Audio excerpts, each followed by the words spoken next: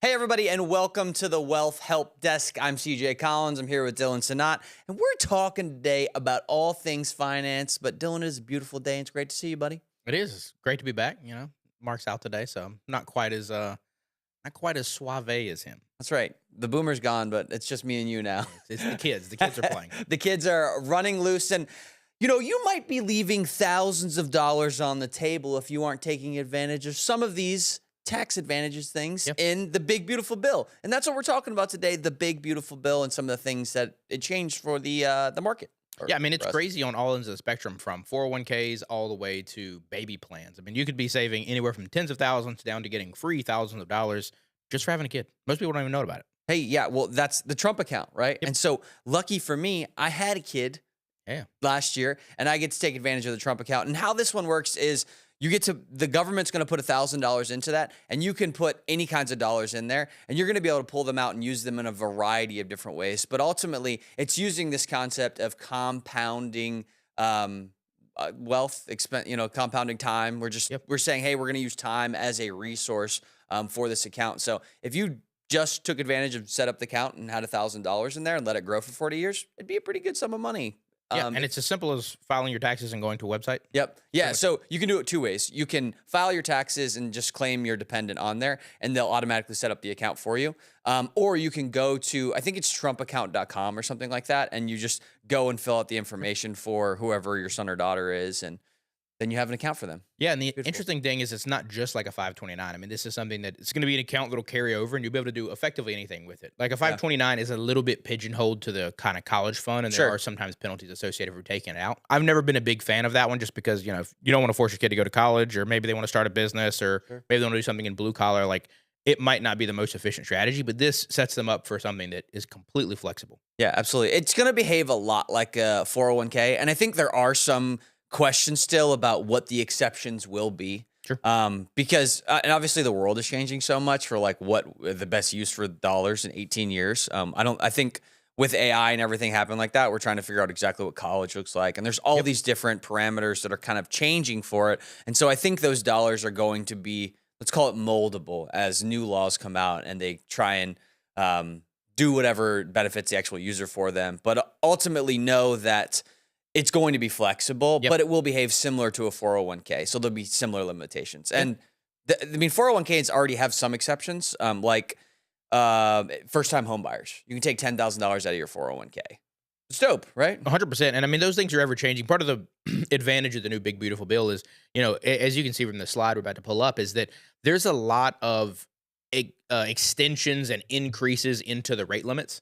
And this is partially on the catch-up accounts, partially on what are currently employers matching, and kind of what does it look like. And you can get a good idea here of what those net increases are, and how you're able to kind of min-max those. And at the end of every year, I always recommend people try to figure out, what is your current contributions? How can you increase that? Is there a way you could max out your IRA, max out your 401k?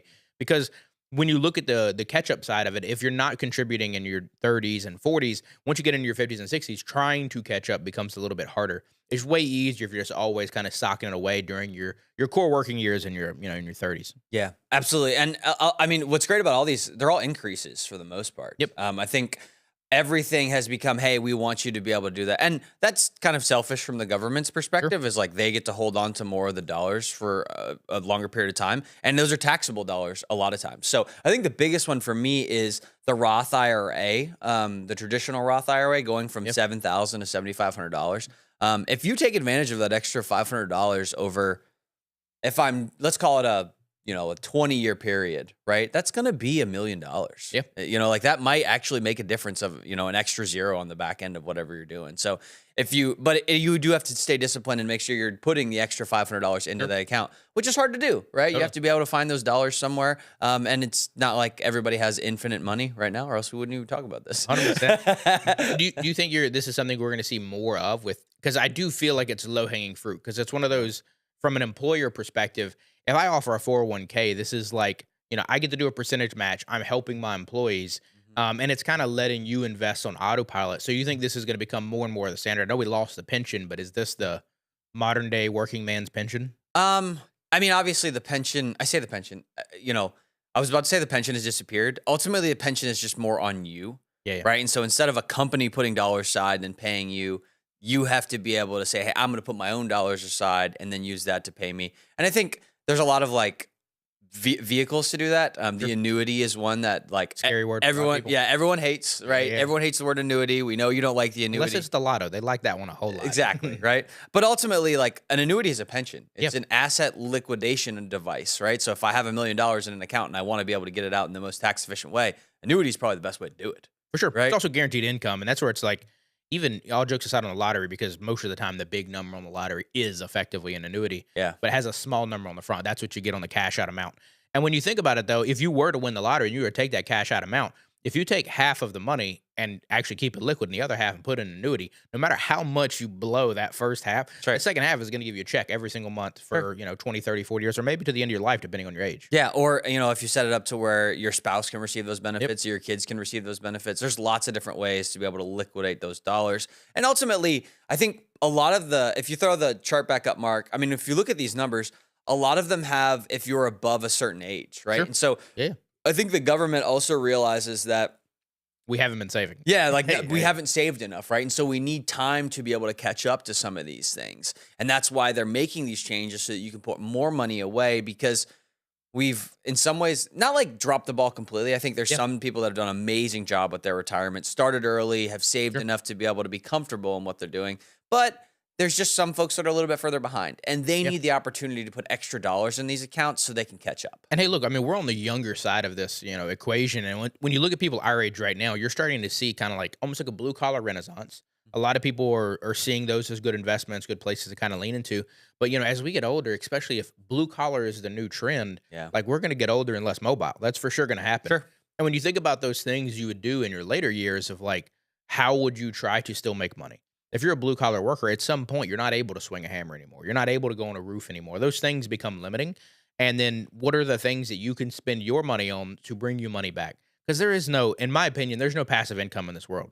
A rental property still requires maintenance. Sure. An investment account still has a brokerage fee. Sure. An annuity, they have fees associated with those. Everything is going to have some degree of fee. It's just what is your risk tolerance and then how much money you're looking to get. And if you don't focus on those, you have no chance. Yeah, exactly. And everyone, I mean, that's why it becomes once again on you, right? Sure. Like you just have to take charge and like make sure that you sit down, do all the things you need to do to feel good about it, right? And you have to account for everything. And taxes is one of them that's on the back end of this. Inflation, whatever's going to happen in the market. Lifestyle inflation. You're going to have kids. You're going to have grandkids. You're going to get old and not want to go up the stairs. There's so many variabilities that are going to happen. And again, we're looking at this from a 30-year-old perspective of like, how do I make the most money now? How do I set myself up the best for the future? But everyone has different paths. Like you and I are on very different paths. A person today working at a bank is on a very different path than a person today that's a plumber.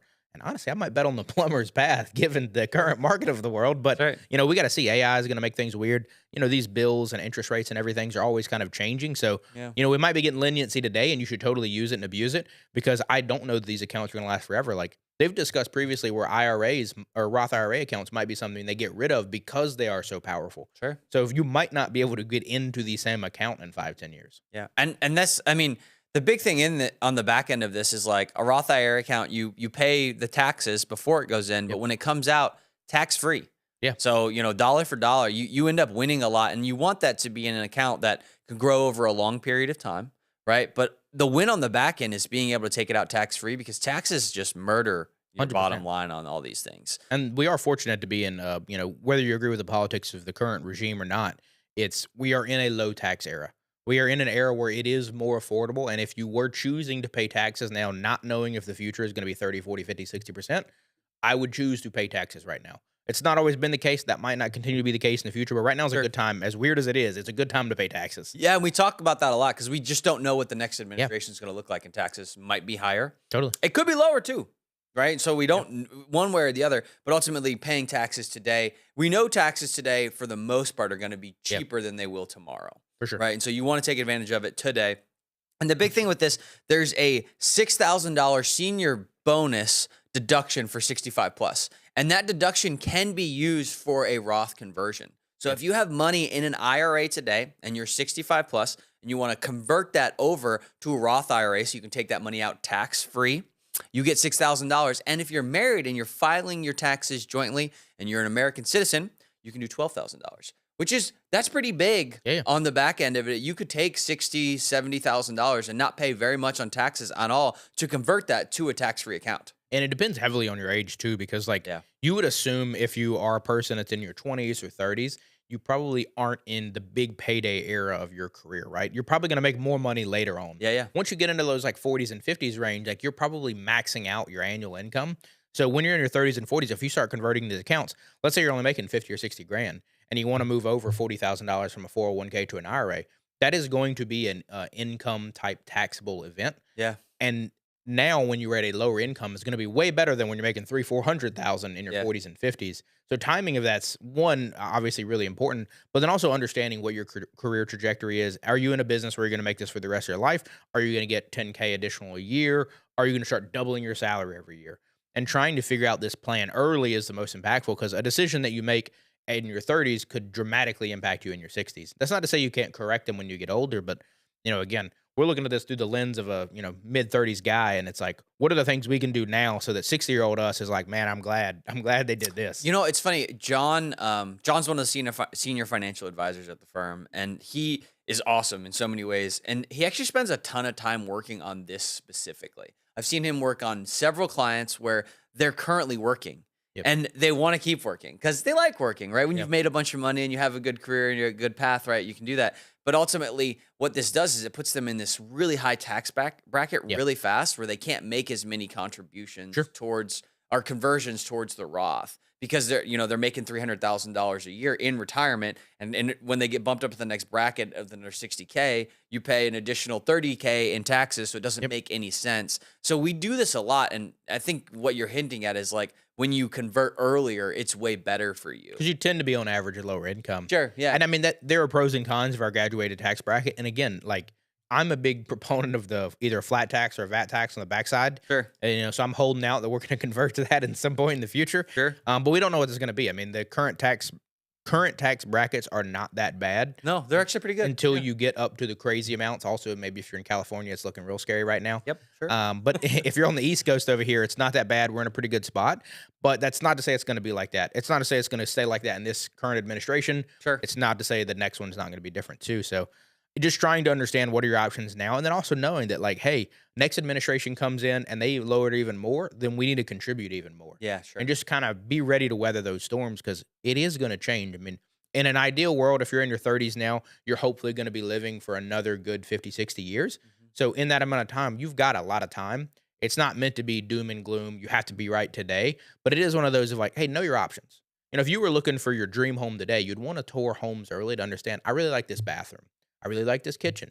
My dream home one day, I want to take that from this house and that from this house. Sure. But if you don't know until you're building it, you're probably not going to get it Yeah, right. exactly. Yep. And I think a lot of times we learn these things and these pieces. Like I've learned a lot of them because I'm watching my family do it, because I work Sure. in the financial advising firm where you're doing it every day. But like a lot of folks do just learn from their families Yep. doing these pieces. And some families talk about money, right? And they sit down and they have money discussions, and other families don't. Yeah. Right. And so you kind of get different levels of experience on how to manage these pieces. And we haven't really talked about the other kind of monster in this bucket, which there actually wasn't a bunch of changes based off of this bill, but Social Security Sure. and what that looks like. And a lot of people rely on it, and the dollars coming to that. There was also some SNAP benefits, I think, that changed, which low income, Yep. that messes with a lot of folks on the grocery side. But there's different pieces to this puzzle that it's really important to figure out how to manage, because one day you are going to be 65, you are going to retire, and you're going to be looking at this in the face, and you're like, oh, I don't even know where to begin Yep. on like how to draw Social Security. What is an RMD, right? The RMDs, For sure. we didn't talk about in here either, but like taking all those pieces is tough. And that's a hard thing to look at, whether it's your family or friends or whoever else. It's like, there's a famous saying that's, you don't always want to take directions from somebody that's to a place that they've never been. Sure. And like that's retirement is a place that some people have never been, and not to your retirement. It's not to say they didn't figure out retirement, but like, I come from a very working class area where, everyone is pretty much poor, and my family included. And I don't necessarily think that those are the people that I would want to be relying on for advice, because, they've always lived under a certain level of means. And that's not to say there's anything wrong with their lifestyles, but if I want to live an elevated lifestyle, if I want to live a different lifestyle, I can't go to them for advice. Sure. Yeah. And a lot of people fall into the trap of, everyone's telling you to do something, but you have to ask yourself, is everyone living the life that I want to live? And if they are, it's probably great advice. Sure. And if they're not, it's probably bad advice. Sure. And sometimes it's really hard, especially when you're in a smaller circle, to get to a bigger circle where you Yep. can get some of this information. And that's where YouTube's your best friend. I Sure, mean, the internet's your best friend. There's a lot of resources out there that can kind of guide you in that direction. But you really just want to be with like-minded people. Like, if you're 35 right now and you want to live in Bali and pay $400 a month to live your life, like that could be a really cool life. That sounds awesome. I've never done that. Don't take advice from me. Take advice from somebody who has done Sure. that. Yeah. Yeah. But obviously there's a bunch of pieces to this. Look out for your own stuff and what you're trying to do with these pieces, because there is some changes. But ultimately, what's great about it is there's a lot of benefits. We got a lot of good stuff from it. Yeah, 100%. Lots of new changes. Let's go to our next segment, though, Dylan. Hit us. Absolutely. I was surprised that so many people haven't realized that we're in the massive amount of debt we are from a household perspective. It's over $17 trillion in household debt, and we're well over $1.2 trillion in just credit card debt. And most people don't know that. That usually, when it comes to consumer confidence indexes, that's usually one of the things that's a big red flag that, hey, things aren't looking good right now. And when you think about those factors, it's like, what does that mean for society? Like, how are people reacting to that? And like, what are the things you're seeing and hearing? Yeah, I think the biggest thing that I'm seeing and hearing is that the biggest Googled trend right now is that folks don't know how to pay their mortgage. It's, I can't pay my mortgage. What do I do? Please help me. Sure. And that's an issue. Yeah. It's one of those where there's so many stats out there, and you can throw an endless amount out that people, aren't privy to or don't fully realize. You always hear that we're in a housing shortage, that everybody's dream in life is to buy their home, and it's becoming ever less affordable. Over 60% of Americans own their home or under a mortgage currently. Sure. So we're saying that well over half are doing the thing, and we're saying nobody can do it. That math just doesn't fully function correctly. And then, yes, we have the administration where they're currently restricting the ability for super evil megacorps to buy single family homes.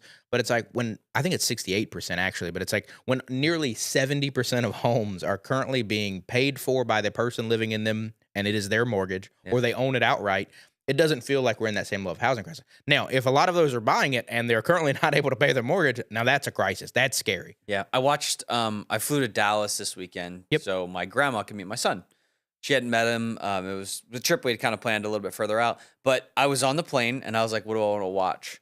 And I went with The Big Short. Have you seen this? Yeah, a little ominous. I actually haven't seen the movie, but very aware of this. Yeah. So, I mean, in 2008, maybe you were there for it. Maybe you weren't.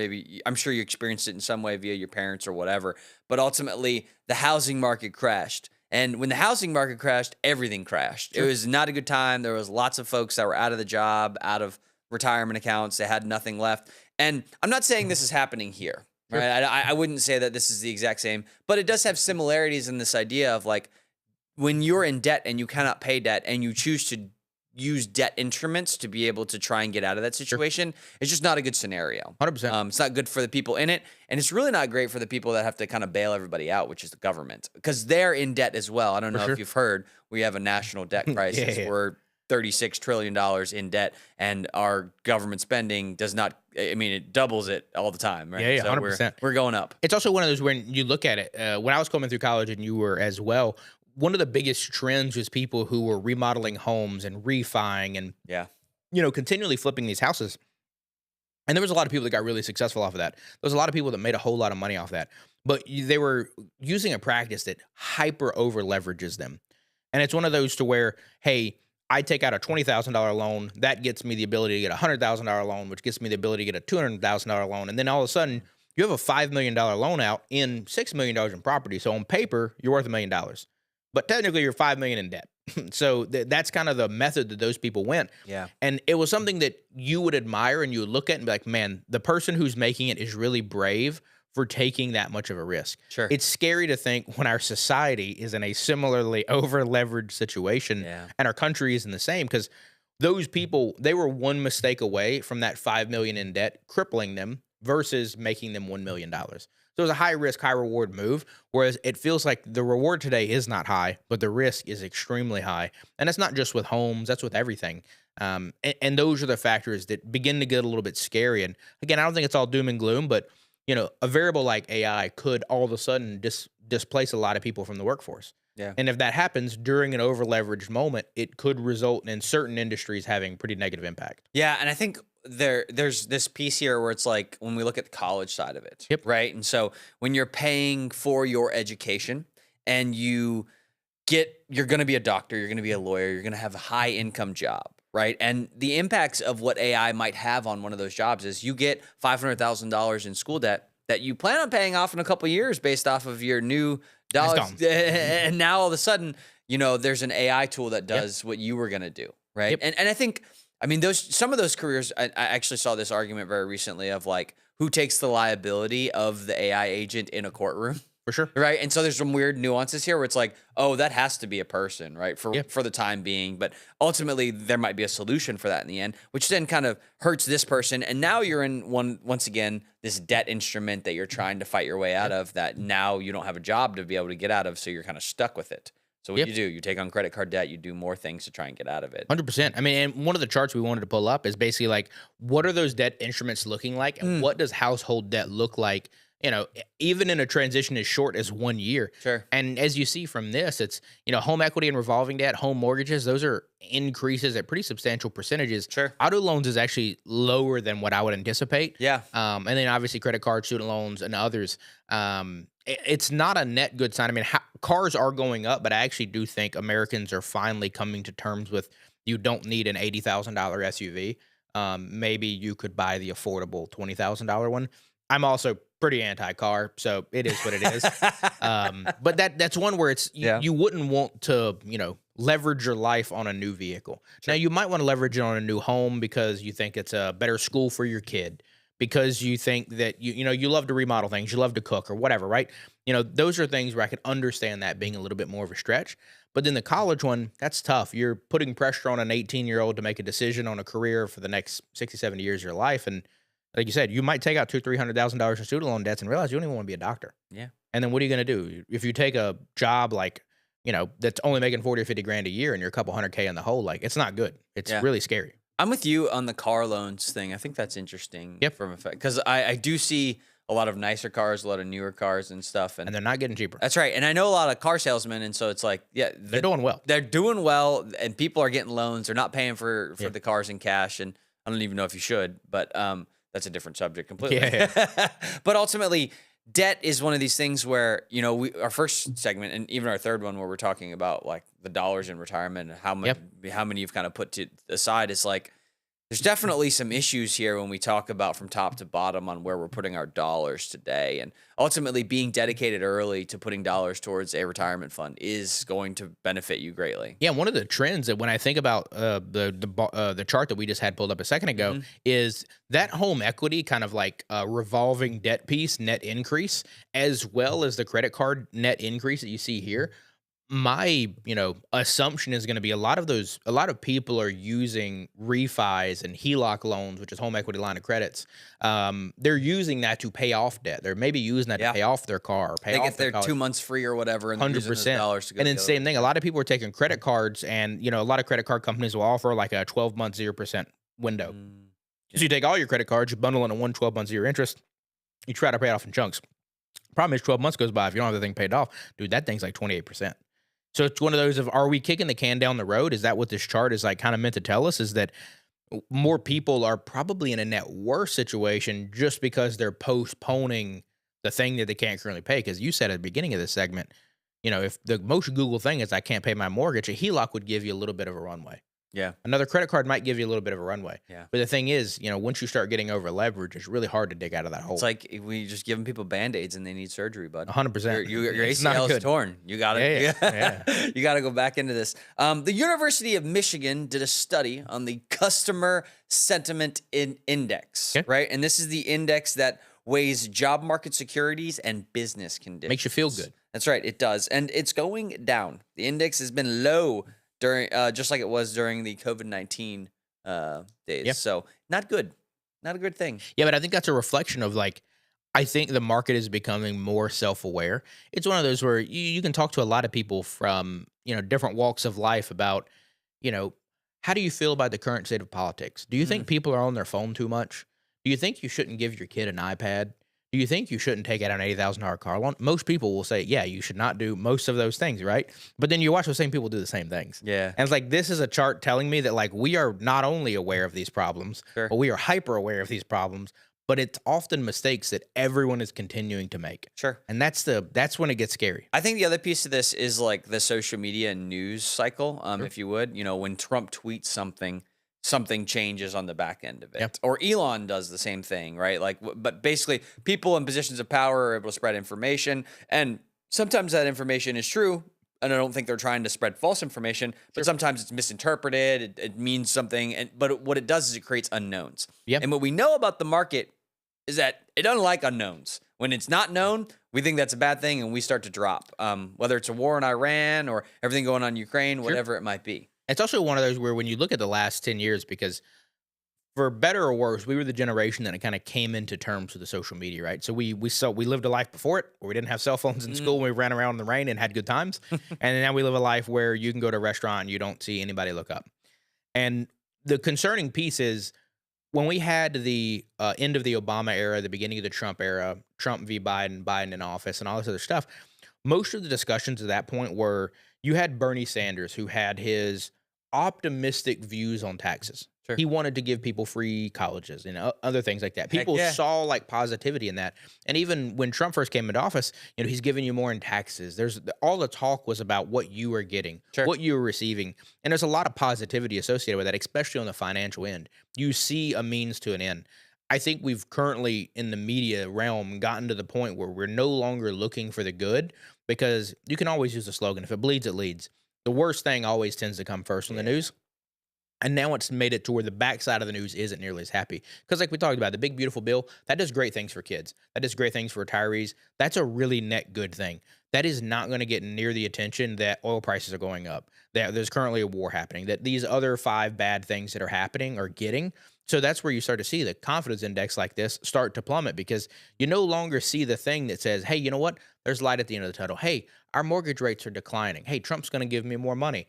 And even if those things are still true, you're not getting to that piece of the information. So therefore, the optimism and the positivity is definitely reflecting that. Yeah, absolutely. And then this is the customer confidence index here, the next one. But essentially, this one reflects personal finances, inflation, and buying attitudes of individuals as opposed to the overall market. And so you see this one's also been going down over the years, where people just don't have as much confidence. And I think it's part of the unknowns that we're talking about here, right? There's also, I think, an interesting piece to this where we're in a global conflict over energy. Sure. Right. I think that would be my statement. Right. And you could disagree. Anybody watching could disagree. Feel free to put it in the comments of why you disagree with that. But ultimately, what we did in Venezuela, where we captured a bunch of oil and gas for the next thing. We are currently at war with Iran, which I think is an oil and gas thing that we're trying to limit China and take advantage of ourselves. And part of this is the AI battle. Yeah. Right. In order for the computers, the robots, to be able to do what they're going to do, we're going to have energy to be able to support them. More data centers, whatever that looks like. And so this also changes the trajectory, where I think we're actually doing a great job on that side. I think we are collecting those resources, those natural resources, to be able to use. I think the next step becomes all of the folks that are like, oh, we did this in a very aggressive way. We hurt a lot of people's feelings, blah, blah, blah, blah. And so I think that becomes a challenge for the market, specifically on these people are going to be upset because of the way we treated them. Right. No, for sure. I also think a big piece of this too is like, I'm much more of a yuppie than most, and most people would realize, in the sense of like the energy one is like a big kind of like, it's a big challenge that I think that Americans don't fully realize, the luxuries that they have, but then also the wastefulness that they have too. Sure. Because if the whole world, we've got over 8 billion people on this planet. If everyone consumed as many barrels of oil per day as the average American, it's completely untenable. It's completely not sustainable. So as the other nations become more developed, like the Southeast Asia, like Africa and other places like this, as they get more developed, like they cannot consume the amount of oil that we are currently consuming. Just at a per barrel basis. Sure. And then when you think about what AI is currently doing, you could today, if I ask you, what is the same temperature in Fahrenheit and Celsius? If you ask Grok that or ChatGPT that, you're to some degree wasting a high amount of energy for something you could just immediately Google or look in a book that doesn't consume the same amount of energy. And I think that we're very self-aware that people are going to choose the ChatGPT or Grok option, Sure. not the less wasteful option. Yeah. And that's going to have a lot of downstream impacts. That's going to impact stocks because you can see right now, Anthropic is gearing up to be one of the biggest, scariest, and most valuable companies in the world. And they're doing it kind of in the shadows. Anthropic is one of the ones that's behind a lot of these AI engines. Sure. And those are going to begin to not infect, but impact Yeah. portfolios and everything else. Because we might see a SpaceX IPO this year. That could be crazy. Yep. But SpaceX also includes XAI, which is Grok, which you have Chamath Palihapitiya and a lot of the people that are kind of backing those programs. So the impacts might be on the surface level. Hey, we're fighting for oil and everything else, but full circle on the concept of the Wealth Help Desk is like this comeback financially is going to have massive repercussions. Yeah. And that's where I think when people's confidence begins to get a little bit lower, it's like people are starting to kind of like see through the shadows of like, hey, if this happens over here, well, what does it actually mean? How does it actually impact me? And why are why are oil prices plummeting when it seems that America is securing more oil? Exactly. It's very weird. It's weird. Exactly. And then that begins to have ripples effects when it comes to the stock market and everything else. And then that's where you get Trump that starts to rubber band the other way of how can I help people, make people feel better, make people not hate this decision, and so on and so forth. Yeah. Yeah. And I think and I've learned this through Mark a lot of different ways, but ultimately we live in a changing environment, right? Whatever worked in 1960 to be able to save for retirement, which you didn't, you had a pension, you just worked a job for 20 years and they paid you for the rest of your life. Seems like a sweet gig, right? Yeah. But like we have a new environment today and we're going to have a new environment tomorrow. And I think what's really important about your finances specifically within these environments is you have to change your strategy, right? Yep. It's not a one and done thing. It's I'm collecting new information, I'm making decisions. And I think one of the things that is very important of high agency folks is being able to change your mind. You're allowed to change your mind. Do it. Change your mind about something, right? And you got new information, new facts, and you should adjust your strategy because of that. So I think part of like the AI doom gloom thing is like there's going to be some kind of shift that happens because of this. And a lot of us don't know what that looks like. But ultimately, the thing is, if you change your strategy, you can take advantage of those things. Sure. And yeah, to me, my big POV to put a kind of bookend on that is like, no matter what, whenever you have these changes in ever evolving environments, the early adopters tend to be the ones that have the highest upside, but they also have the highest risk. They become the most over leveraged. Sure. Would you rather be the person that's the first ever person to use a touchscreen phone? That thing probably sucked. But by the time the iPhone came out, it's pretty good. It's pretty dope. Pretty good. Yeah. I remember the iPhone coming out. It was a good year. 100%. It's one of those where it's like, when you think about this from like the AI agents or like the AI algorithms that are telling you they're better than the best hedge funds in the world. And it's like the beginning ones might really win and they might really lose. Sure. But now 6 months, 6 years down the road, they're probably going to be awesome. Yeah. But navigating that's always going to be a challenge. It is. Yeah, absolutely. Well, I want to boom you with the facts here, Dylan. Okay. I'm going to spit some facts at you. Spit 'em. All right. So over 50% of folks completely switch their career by the age of 39. So half of folks have heard me and they said, hey, something's changing in the water. I got to switch my career. I'm going to go do something else. And that can be because of money. It can be because of boredom. There's a lot of reasons why people switch careers, but ultimately, I think it is a big shift to ask folks to change their career at 39, which says to me that people are willing to be able to adapt to their environment in a lot of ways. Yeah, and the same stats are saying that most people, or 20% or more of people over the age of 30, were actively looking to swap. And you and I are both people that have made pretty massive career changes. I mean, dude, it feels like every 5 years I do. 100%. It's one of those, if you look at just the first 10 years of me outside of college, I went from super corporate banking world to trying to take over the Silicon Valley to running large scale esports events to a production company. And it's, from the outside looking in, it looks very scattered. But, from the inside, you always kind of knew the path you wanted to go and the things you wanted to get to. Sure. You might not have known all the options and opportunities. But one of those things along the ways that's really impactful is, I worked at insurance companies and banks and stuff like that early in my career, and they all offered really awesome benefits. Sure. And those were things that, as a 20-something-year-old, I could not have cared less about.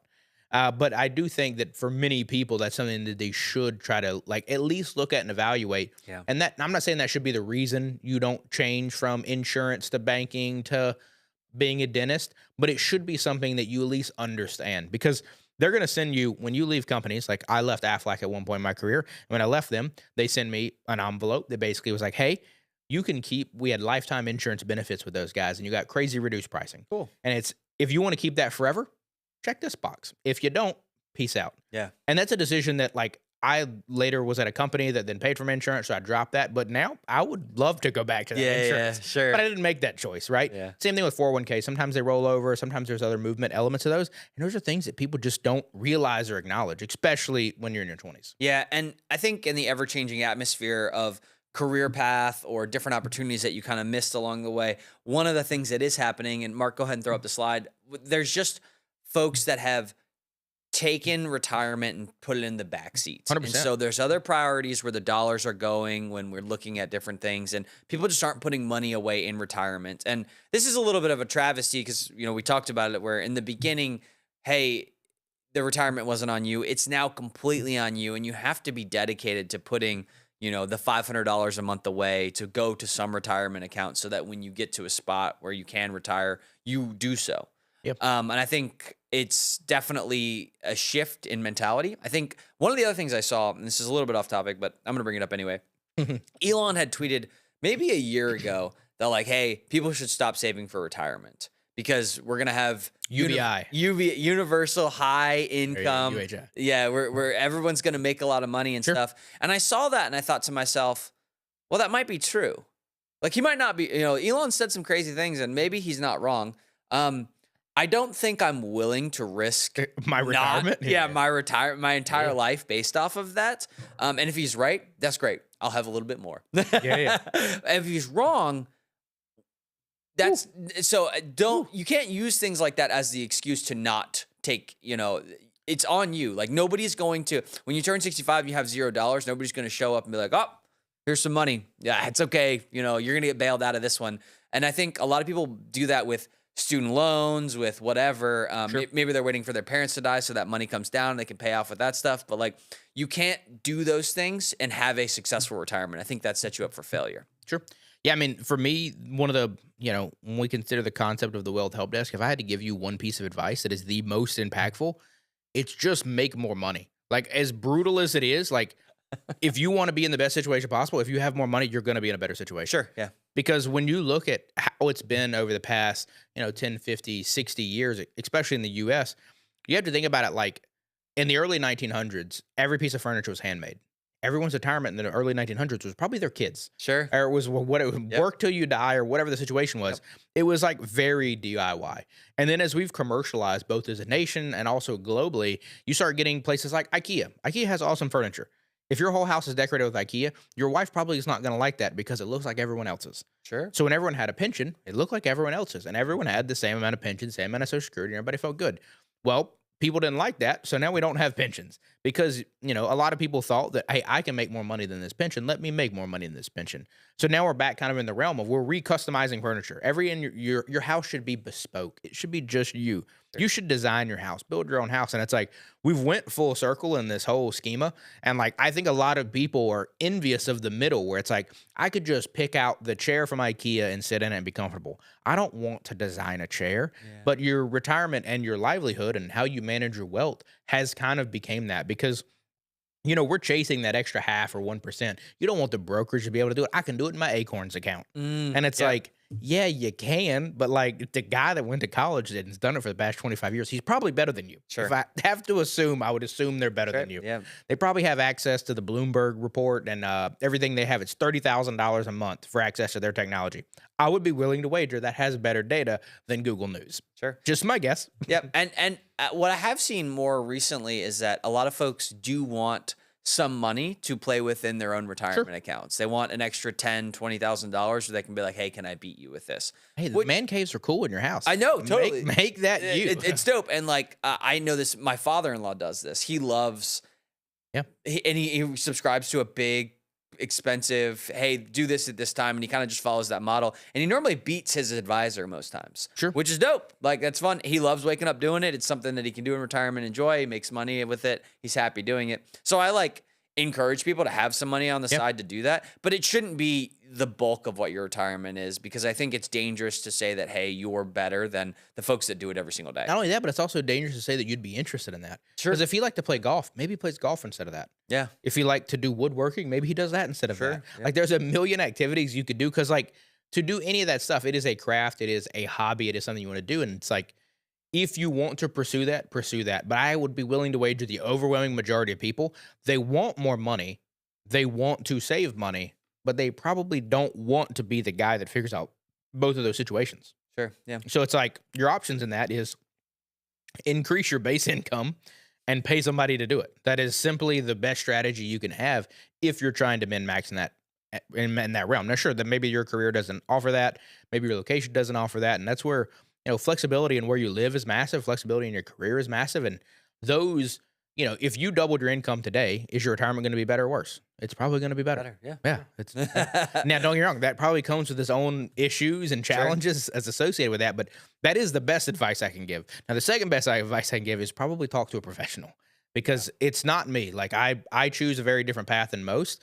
You choose a very different path than most, and it's what is the best path for that specific individual. Yeah, exactly. Yeah. I mean, it's just wild to me that this is the kind of issue we're facing. And so, hey, start saving now. Start today. Yeah, right? because when Don't you wait look till at tomorrow. the chart that they just had pulled up, I mean, Yeah. I think it's 35% of people think that or 35%, what is it? 35% of people, non-retirees, feel on track.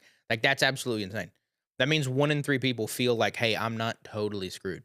54% of households have no retirement savings. That is over half. Yeah, That is really scary. it is scary. Because I would be willing to wager every household intends to retire. Yeah, sure. And I mean, I don't even know what you do when you get to that spot and you're like trying to face that. Probably panic. Yeah, And panic. it's also one of those where, like, as morbid as it sounds, I mean, there's a lot of people that have heart attacks and stroke, and it's probably due to stress. Sure. Because you're probably going to be real stressed if you don't know the answer to that. Yeah. Especially if you don't have your house paid off, you still have Yeah. high bills, and you're trying to figure out, I'm not working. How do I pay for these things? And I think that's why we see more folks in these, these kind of dead end jobs. Not like, Yeah. I mean, minimum wage jobs that are In minimum retirement. wage for, Yeah. sometimes people do it out of boredom, but some people do it out of necessity because it's the only option they have. For sure.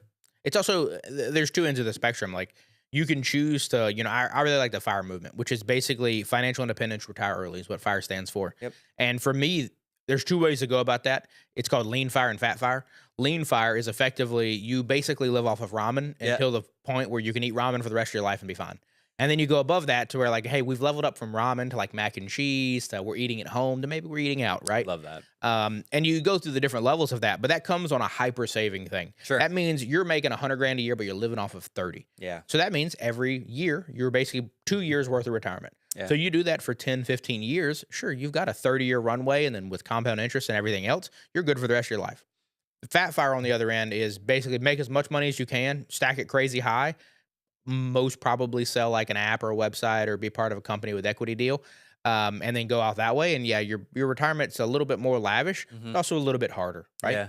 But when you look at those strategies, it's like that is something that is very scary for the normal person. Also, it feels very unattainable for the normal person. Sure. Yeah. But it's because, like, we looked at the credit card debt, home debt, and everything else. It's like, as your lifestyle inflation increase, you get the better job. Well, everybody at the better job has a better car. They live in a bigger house. Yeah. So you start making those choices along the way.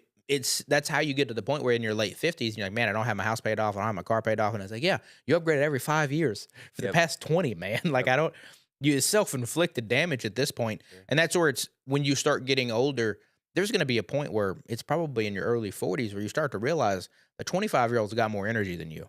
They might be smarter than you. They might know the technology better than you. Sure. And then at that point, that's when it gets really scary of like, you might be a better manager or something like that, but what's the runway on that? Do you feel good for the next 10, 15 years? And it's better off to plan those things early. I was very self-aware of, I thought when I was young, I was the smartest kid in the room. And I knew after about 5 years, even if that is true, it's not going to be true for long. Like, there's going to be kids that are going to come along much smarter than me that can do much better than me. Sure. So it's like, you got to get it while you can. Yeah, absolutely. And I think part of this whole thing is that lifestyle creep conversation. It's Yeah. like, it's so easy. It happens so fast. It does. And that's why I think part of this thing happens on the career side too. Sure. Right? You're looking for a way out. How can I make more money to do the thing that I need to do in order to support my family? Because I think kids change this in a big way For too, sure. right? When you have little ones and you're trying to love them, give them all the things they want, and then you Harder look to at, do it 80 hours a week. That's right.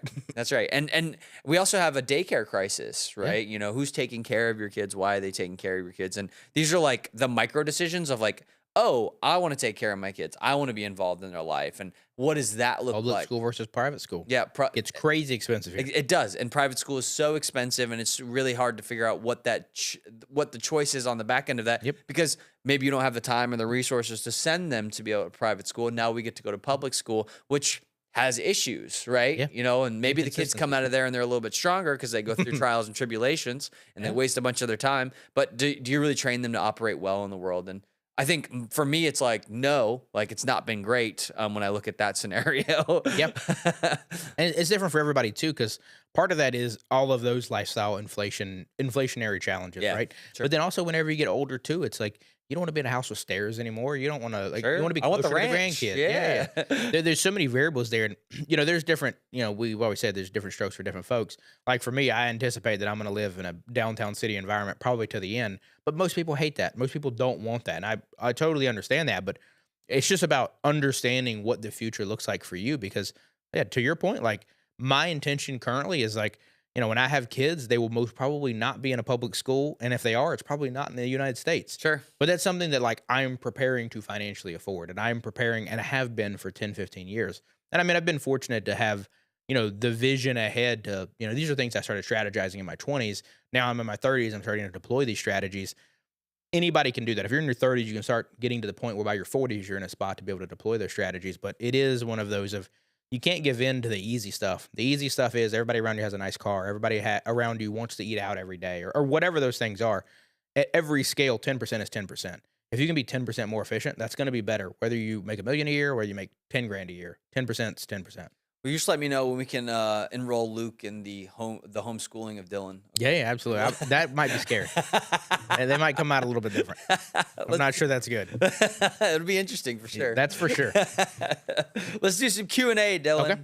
You want to go first? Or you want me to go? I'll rip you one quick. Let's do it. So the first one we got here: what tools or apps do you recommend for tracking progress on retirement benchmarks like Fidelity? And how often should mid-career savers review their portfolios on uncertain economic times? Uncertain. Well, they're definitely uncertain right now. So I'm a big fan of dollar cost averaging, and I think that comes into this idea of consistency. So I don't really care if it's a down market or an up market. Sure. What I do want you to do is look at it, care about it, pay attention to it. I think when you avoid the problem, like don't look at your bank account because you're scared if there's not any money in there because you didn't know what you did or whatever, that's an issue, right? But we do in the Collins household, the first of the month, I'm a big fan of NerdWallet. Now, there's a bunch of other budgeting apps or whatever, but NerdWallet gives me a really good picture of expenses, income, big expenses, lower expenses, whatever. And so it also gives me subscriptions. So if I have any reoccurring subscriptions, which I have iRacing on there, which I haven't iRaced in like 2 months. So I got to take that one off soon. No, or you should just start racing. Also that too. There's on there. But like you get notifications like that, like, hey, you have this on here. It's coming out at this time of the month. And it does everything from insurance to Netflix, whatever. Because subscriptions can be the death of you if you're not careful. Yep, death by 1,000 paper cuts. Exactly. And it gives me notifications on that side. And I think that's really valuable. And it's also got a net worth on there. The only thing I don't like about NerdWallet, which is a little annoying, it won't connect to my Fidelity account. I have to upload the dollars manually on that side. And so, but the market fluctuates so much. So I only normally do that once a month where it's like, hey, is it up and down, whatever this month. But then we'll sit down with Sarah and we'll say, hey, what does the next 3 months look like? Do you want to go on any trips? Are we, we need to plan for a flight? Does the car need new tires? Whatever. So we kind of have where the dollars are going to go. Sure. And ultimately December is always the worst month because we spend more that month. And so I hate the November 1st meeting because I know what's coming in the next 2 months. But I like the NerdWallet app because of that. It gives me kind of an all picture. I used to use Credit Karma before that, but they kind of got bought out. And so, well, they were local Charlotte company. Do you have a favorite?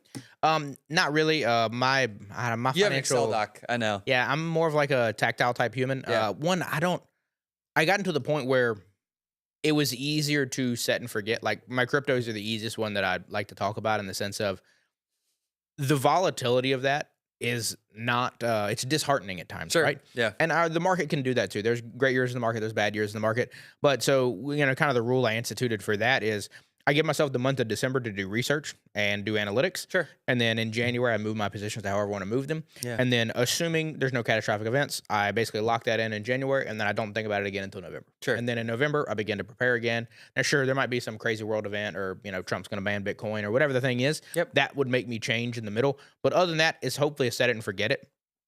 I try to automate myself as much as possible. Back in the day when I was working, at, Fortune 500 companies, it's, hey, I make X. I immediately take chunk of income output into a separate account that I never even get to see. My base account, once my base account gets over a certain amount, dumps money into investing account. Yeah. Because I would not spend as much as I'd make per month, or much as I would leave in there. And then as long as my net expenses would always stay under a certain realm, I mean, I was a pretty high income earner for a while, but I was living on sub $40,000 a year. Sure. Like very, very frugally. I'm a total tightwad. So it's one of those of, I would basically get a notification if I was on track to exceed spending. But other than that, I wanted no notifications because nothing meant good. Anything meant I was messing up and buying stupid stuff and going with you to Minnesota or some other, dumb trips. Yeah. But other than that, for me, it was try to get it as set it and forget it as possible. Sure. Because it's one of those, like, I don't really want to know. I don't really need to know. And like, it's one of those where there's a bougie side of like, you don't want to be worried about swiping your card every place you go.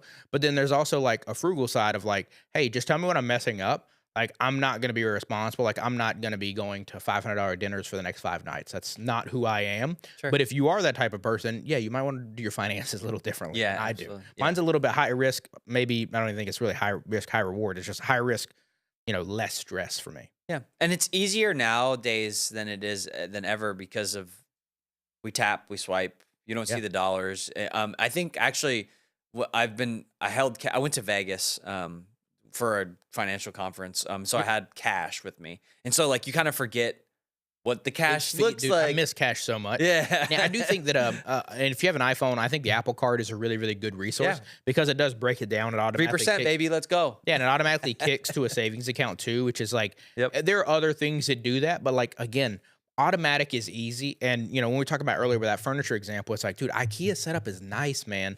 Like, if you can just have things that are set it and forget it, those are the best for me because, like, if you said, hey, 10% of your purchase, I'm going to put into a savings account tomorrow, it's just going to be a default S&P account, I would just say yes. Like, cool, do it. I don't care. Because then I'm going to forget about it in 5 years. I'm like, oh, man, nice. That's a nice piece of candy right there. That's really cool. Exactly. So that's why I like, credit card points, you can try to min-max them as much as you want. There's people who make way more than me off of credit card points. Sure. But it's like, I have a travel card, I have an everyday card, and that's pretty much it. Then we have business accounts and all that other nonsense. But. Sure. Yeah. There's lots of ways to do it, but ultimately you do need the reminder. Some people do better if you kind of convert your spending into a dollar, right? So making sure that you have a dollar for whatever you're spending. And so you can kind of see it like jars in front of you. And so, we used to do this back in the day, but that wasn't necessarily something that I've done for a long time, but a good reminder that a digital asset is still a dollar. It's also like understanding what are your goals, right? Like I know some people, if you said, hey, you want your net worth to be X, they would chase that. Like they would seek and destroy to that thing. For me, it's just one of those of like, I don't know, it's as weird as it sounds, like a peace of mind kind of thing. Like as long as I feel good, I feel good. If I don't feel good, I don't feel good. Yeah. And I personally just don't want to check my account that frequently because, the stock market might be down today. And I'm like, oh man, this is a bummer. Dude. But it might be up today. I'm like, oh yeah, this is nice. True. It is. Yep. Okay, question for you, Dylan. Sure, let's rip it. What's the best way to decide between the debt avalanche and debt snowball methods? It is ironic that we were just talking about travel cards and Apple cards, and then we ripped this one. For me, I mean, you can look into debt consolidation cards, like we had mentioned earlier in the show. Sure. Is, depending on what the debt is. If we're only talking like a couple $100 or maybe a couple $1,000, that's very different than $30,000, $40,000, $50,000 in credit card debt. Yeah. But so depending on that, there are acclamation cards where you can basically take, 8 to 20K in credit card debt, roll it into 0% interest card for 12 months. Now, I wouldn't go off of the logic of I'm not going to be able to pay off 20K in the next 12 months.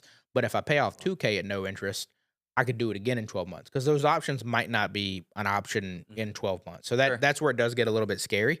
Depending on the interest rates of the accounts could vary. Obviously, Trump is trying to basically hard cap these things at 10%. So that could be a saving grace for a lot of people out there. The biggest one is just understanding your options and trying to tactically hit your specific scenario as efficiently as possible. And I know that's like the least sexy or fun advice is like do what's best for you. But it's like if you have one card that's at 8% and then three cards that are 28%, you should pay off three cards at 28% first. Like don't worry about the eight because eight sucks, but 28% really sucks. Sure. So it just depends specifically on what you're utilizing them for, what you need them for. Like maybe you still have to pay your car payment on a credit card because Sure. you've gotten into a pickle. Then it's more about selling the car than it is anything else. Yeah. Yeah. And I think what also matters for this is like the type of person you're dealing with in a lot of ways. Cause like some people just need a win. Yeah. So they need to do the small one first so they can feel the victory underneath them. 100%. And some people can be disciplined enough to be able to attack the big one quickly. Normally, you know, it can be an unfortunate event that happened, a medical thing, Yep. whatever, that got you into this spot. But ultimately, what gets everyone out of these spots is consistency and Sure. discipline. And so, just like showing up to the gym every day, I always make this reference where it's like, sometimes like I just don't want to go to the gym, but Yeah. if I show up over there and I hang out at the gym for an hour, it teaches me that I go to the gym every day for an hour. And while I'm there, I should probably work out. And so like sometimes when I'm getting back into my gym routine after I've slipped a little bit, I'll do stuff like that to just make sure that I'm consistently going and doing the thing. Yeah, I mean, discipline's a huge factor, and that comes Yeah. with everything from going to the gym to being able to save more efficiently to being able to pay off things.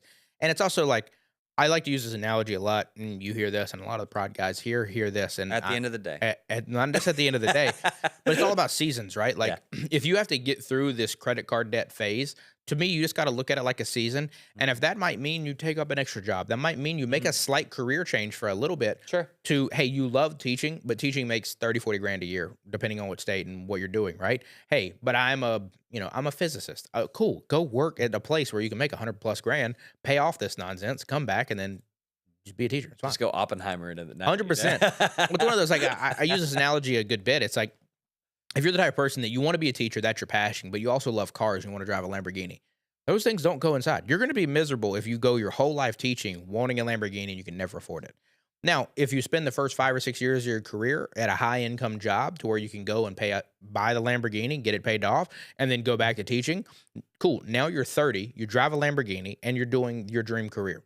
You've checked all your boxes. Sure. But if you do it in a different order of operations or see it through a different lens, like you might be a person that's woe is me, I'm a teacher and I want to drive a Lamborghini. This is unfortunate. It's like, you know this. Like, it's not like suddenly teachers' pays went down. Like, it's been like this our whole life. Yep, exactly. The same is true when it comes to the credit card thing. It's like, hey, if this is just a season, yeah, this might be a miserable season. Yeah. But if I get through this, I'm going to be in a good place. And that's where it comes back to the discipline side, too. Yeah, absolutely. Yeah. Because you don't want to go right back into it either. That's true. You don't. So the next one we're going to rip here is about mortgage rates. If mortgage rates drop below 6%, how do you calculate if refinancing your home is worth it, especially if you plan to pay off higher interest debts first? Should we be looking at these HELOC things? Should we be looking at these refis? Yeah. Because you also, I believe, did a refi somewhat recently. I didn't do it. Oh, you didn't do it? It wasn't a big enough drop. Oh, okay. And so I kind of went through this process. There's definitely an interviewing process. If you own a home, you know this. You get a letter twice a day to refinance. 100%. Refi, HELOC, there you go. New insurance. And I don't know if you knew this. They're making money on that. So you got to make sure you take advantage of the big things on the back end of it. There's two bad things about refinancing that I found. Feel free to chip in. Sure. The first thing is that we're resetting our clock. Yeah. Right? If you have a 30-year loan and you wait 5 years and then you refi, you get a new 30-year loan, right? And so you want to make sure that you're not messing up your clock on when your retirement looks like, when you want to have your house paid off, all those different pieces. Now, sometimes it's good to lower the monthly payment based off the interest rate, but it doesn't always work out that way because sometimes they reset the loan to a higher amount, maybe the value of the house or whatever. Yep. And so you lose some money on the back end of that. The second thing is you're going to pay some type of closing costs. Now, the closing costs can be higher or lower, and you can negotiate that when you're going to get the refi. So when you're doing that, you should be aggressive on what your closing costs look like, because sometimes the lender credit, if you would, they'll basically eliminate all the closing costs depending on who you're talking to. Sometimes they won't, but ultimately, if they reset the loan to a 30-year loan and your closing costs are high, it's not normally worth it. And I think, based off of what I'm seeing, the 1 to 1.25% is kind of where it might be worth it, depending on what those closing costs look like. And how long you've been just basically paying interest, not principal. Exactly, right? And so have you taken a little bit extra to throw an extra payment on it for the year so you can get some more down on the principal, blah, blah, blah. But my thing right now is like, I have a 6.125. I've gotten a lot of offers to buy points for maybe 5.5. Nothing under 5 yet, and I haven't taken advantage of it yet because I'm kind of waiting for the one with Sure. good closing costs thing. But that's kind of the way I've been looking at it currently. Sure. It's different too because again, it depends on your situation. Is this your forever home? Are you going to raise your kids in this home? Sure. Is this not your forever home and you're not going to raise your kids in this home? And it's also, we talk about the concept of wealth from a purely financial sense. For me, wealth is also a little bit of a state of mind. Like when you think about rich, like what does that mean? Yeah. Because you might have a person making millions of dollars a year and they don't feel rich, but you might have a person making 50 grand a year and they feel real rich just because their life's in a better spot.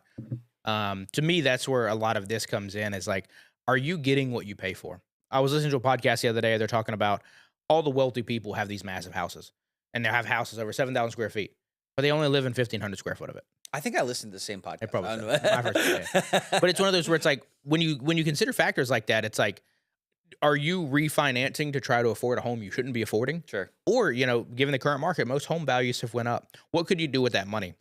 Yeah. I previously owned homes and rental properties and didn't really enjoy that process. That wasn't something that excited me. And also purely from a financial end, it was something that didn't make sense in my situation.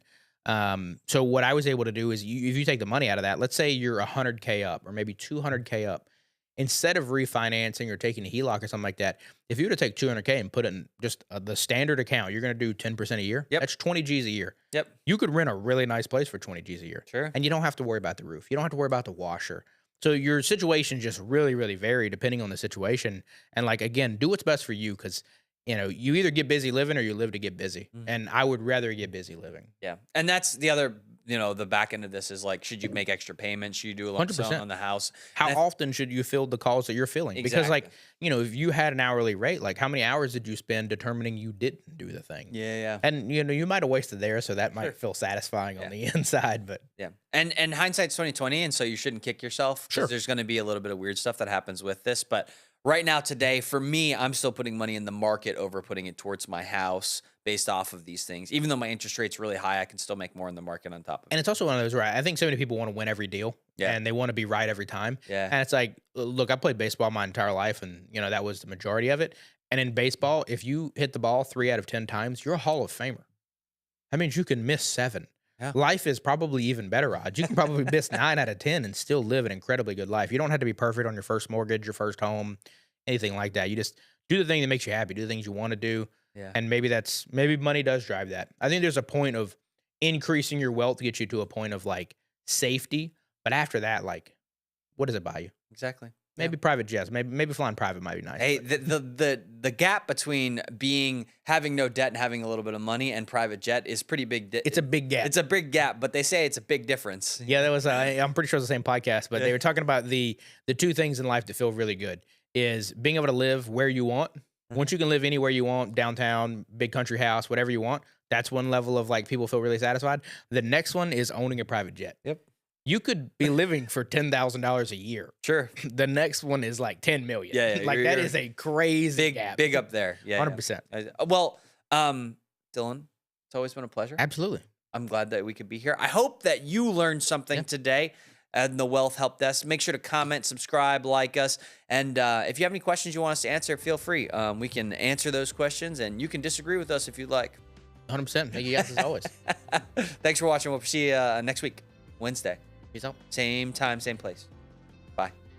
I think it's Birdman cut out. I think it's same blank place, same.